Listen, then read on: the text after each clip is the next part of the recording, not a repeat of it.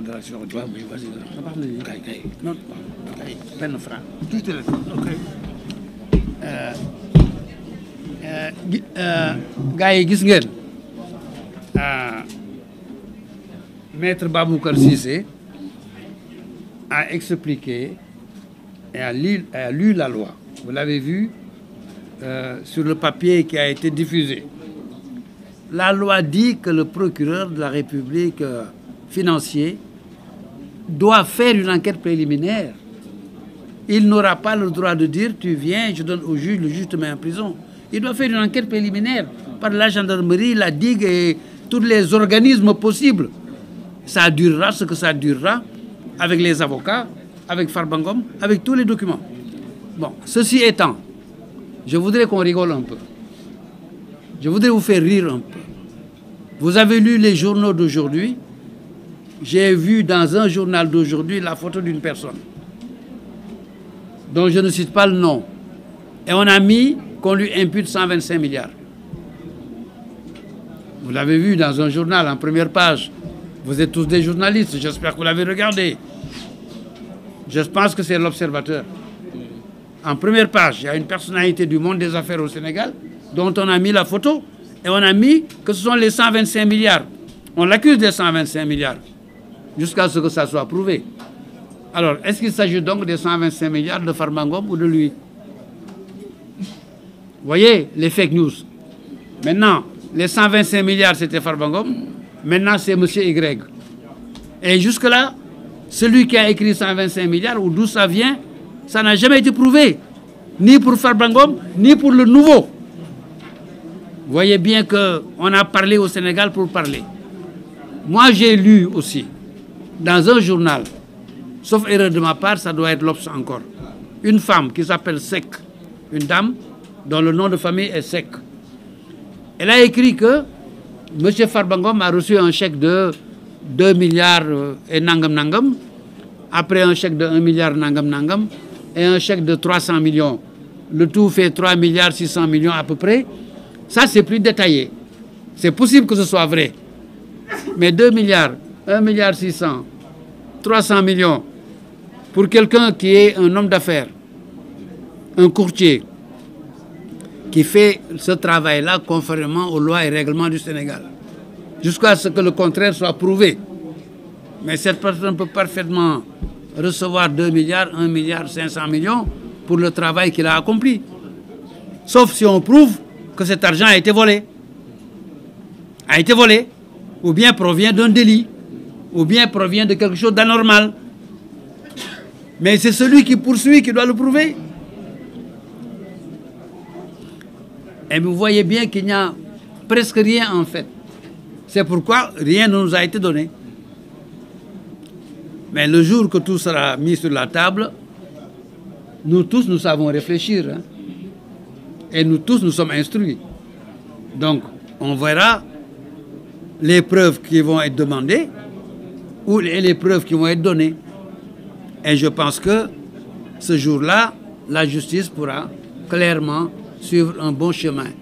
mbokk yi dama bëgg wax rek ne gis nañ ci journalu tey ne am na koo xam ne kilifa la ci monde des affaires liggéey xaalis ci Sénégal koo xam ne moom la ñu jiiñ léegi 125 milliards bi jiiñ laa wax de waxuma moo ko def moom lañ ko jiiñ ku nu jiiñ nag ki ko jiiñ moo war a wane wante léegi jiiñatuñ ko Farba Ngom 125 milliards bi kenn jiiñatu ko Farba Ngom parce que li ñu gis yëpp presse la kenn jiiñatu ko presse bi day jiiñatu ko keneen la ko jiiñ kon boog lu des si jiiñu Farba Ngom yi benn 2 milliards benn 1 milliard 200 benn 300 millions muy 3 milliards et quelque waaye mais loolu liggéey bi Farba Ngom di liggéey ak ña mu koy liggéeyal waaye ñu fay ko 3 milliards yomb na africains yi am 500 milliards c'est liggéey ko du nu jeex c'est liggéey ko laa wax du nu jeex américain bi am 10 000 milliards c'est liggéey ko xam ngeen ko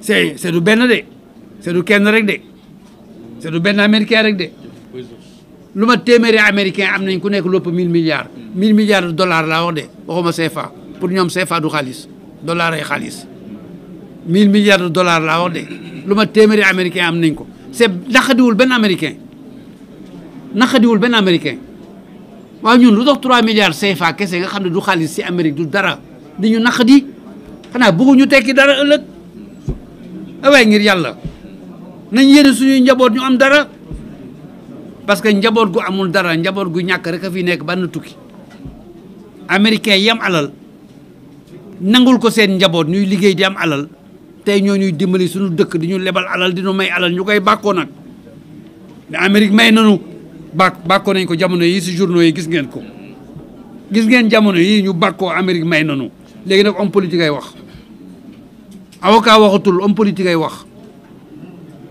dégg ngeen li ma wax avocat waxatul homme politique ay wax bàkkoo nañu si jamono yi ne Amérique may nanu Amérique lebal nanu Amérique yi ñuy jox Amérique gënuy jox dañu nangu seen doom milliardaire dañu nangu seen doom di am alal di si fay impôt waaye ñun nanguñu suñu benn doom am alal fay si impôt milliardaire ñu mën a may keneen ku am rek ñu la sàcc nga ku yor ñu ne la sàcc nga loolu jaaduwul ku am yor mën nañ ko ne amul sa lempo fayal dagan na Amérique boo amee fayoo lempo di nga am problème yi dul jeex parce que impôt boobu mooy tax gouvernement bi am xaalis bu mu ñu may ñun kon Sénégal war na ne waa ji am na liggéey na dagan na est-ce que fay nga lempo yi bu fayee nga jox ko xale yi wan doo am kon looy joxe foo koy jëlee da nga koy ñaani rek nañu nangu suñuy mbokk liggéey c'est Farba Senghor la muy liggéey dina ko prouver maa leen Farba Ngom waay Senghor waaye Farba ba ma yaay sama xarit sama rakk jooju Farba Senghor Farba Ngom lay wax Farba Ngom la mu liggéey dina ko prouver men dem la muy liggéey benn yoonu Sénégal ayoo ko ba ñu àgg ci nag buñ ci àggee xam wante ngir yàlla war a sóoli nañ dimbali nit ñi bàyyi leen ñu liggéey ndax nit ñi mën a am te lii nag jikko sénégalais dafa yàgg croyez-moi de maa ngi fiy bëgg a yàgg nag Sénégal laa wax de maa ngi fiy bëgg a yàgg jikko Sénégal la dafa mel ni mosuñu nangu duñu nangu que sa dëkkandoo génn fa ngeen bokk dem am dara waaye yéene ko loolu sant yàlla mu jox la ci nga ñaane ko yaay sonal sa bopp rek yéene ko mu gën koo am jëla si jox ngay jox keneen xaalis bi mën a circuler nit ñi mën a coob laa wax man si am doxal gars yi mu ngoog loolu laa bëggoon wax